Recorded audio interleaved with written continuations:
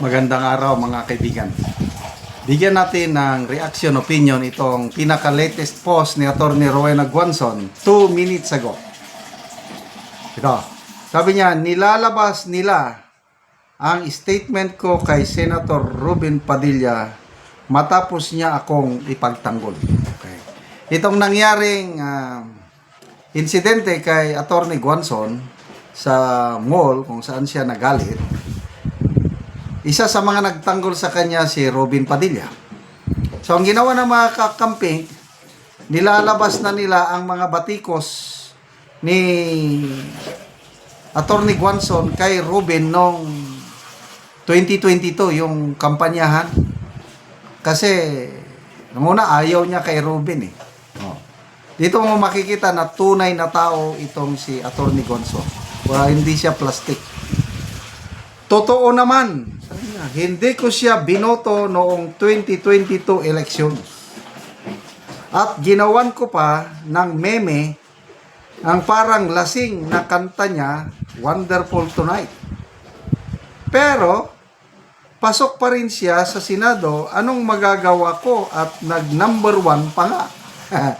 Ako, sa aking balutan, si Robin Padilla, number 1 sa balota ko. At tuwan-tuwa ako nung siya ang nag-number 1. Tumaas ulit kilay ko nung hinawakan niya ang constitutional amendments, hindi naman siya abogado. Ngayon, iniintindi ko bakit ganon ang nangyari.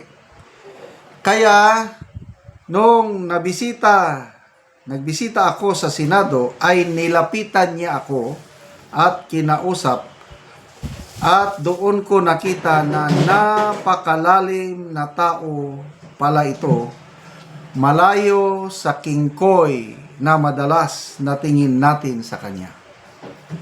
Marami naman palang alam, dahil siguro marami na ring pinagdaanan. Sabi ng mga kapatid natin na Muslim at lahat ng tao na nakakasalamuha ko, ang nagustuhan nila kay Robin, at nakita ko rin naman, siya ay totoong tao. Walang halong pagpapanggap. What you see is what you get. So, parehas silang dalawa. Walang pagpapanggap. Itong si Atty. Guanzon, pag galit. Kagaya si Tatay Digong natin. Nung una, ayaw niya yung war on pulburo ni Tatay Digong. Kaya lang, nung nakausap niyang mga tao sa laylayan, at nalaman niya kung gaano kalaki ng pasalamat nila kay Tatay Digong sa kanyang war on pulburo, nagbago na ang kanino. Gusto ni Atty. Guanzon, pabalikin niyo si PRRD. Dito sa Pilipinas, dito nyo siya ikulong at litisin. Ganun na ang kanyang stand ngayon dahil totoong tao siya. Kung ano ang nakakabuti sa mas nakakarami, doon siya. Kaya kahit sinasabi niyang kakamping siya daw, kakamping siya, hindi siya DDS. Ngayon, wala na, nagbabago na. Minamahal na siya ng todo ng mga DDS. Common sense ang ginagawa niya.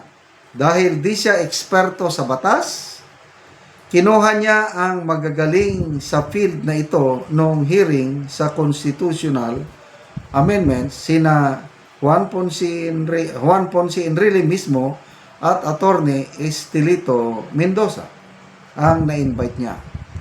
Bukas sa opinion ng lahat, kahit taliwas sa opinion niya. Marunong din makinig at makipagkapwa-tao, kaya minahal ng masa. Sa mga surveys nga, itong latest survey, sa WR numero, Vice President, sinong pipiliin ng tao? Ang nangunguna, si Senator Bongo, 19%. Ang pumapangalawa si Robin Padilla at 8%. So, makikita mo malakas ang hatak niya sa taong bayan up to now. Okay, sabi niya, naging chief of staff ako ni Senator Miriam Defensor Santiago noong first term niya sa Senado. Kaya alam na alam ko na hidden weapon ng mga senador ang magaling na staff. Pagalingan ba ng tao, kumbaga, dahil di mo naman kaya lahat ng mag-isa. Kaya may mga senador kahit mahina ang ulo ay nagmumukhang marunong, brainy, dahil sa staff yun. Sa akin naman, believe ako kay Ruben dahil madaling lumapit ang tao kapag may kailangan sa kanya. Nagagalit pa daw kung babagal-bagal ang proseso dahil ayaw na pinababalik-balik ng staff. Wow! Ngayon ko lang nalaman ito. Wala ding korupsyon. Sabi ng mga contractors, ayaw tumanggap. Basta gawin ng maayos ang project, kaya believe na believe sila. Kaya yung mga bumibisita sa Senado para mag-alok ng pagkakakitaan ay ekes agad ang opisina niya dahil alam nilang wala silang mapapala. Wow. Salute to Senator Ruben Padilla and of course to Attorney Guanzon. Parehas kayong tunay na tao, hindi mapagkunwari. So, sige lang, Ma'am Attorney Rowena Guanzon. Nandito lang kami, mga ka-DDS, mga nagmamahal sa iyo. Ituloy mo lang ang iyong pakikipaglaban, lalo na sa korupsyon. Grabe, kailangan ka namin.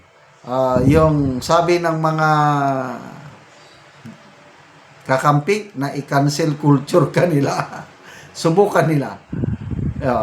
Sana tatakbo kang senador sa 2028. Solid ka-DDS, handang magbigay sa iyo ng botong magpapanalo sa iyo.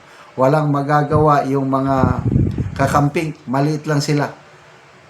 Sa latest survey, 12% lang ang kakamping, samantalang 34% ang mga DDS.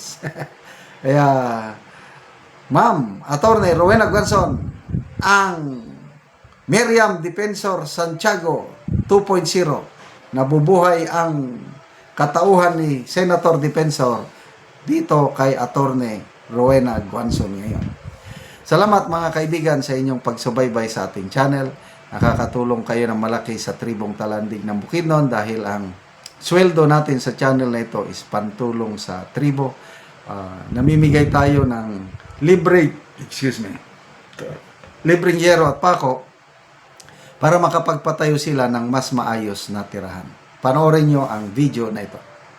Karon mo na niyang matagaan og yero. Si Kuya, mag-atop na siya.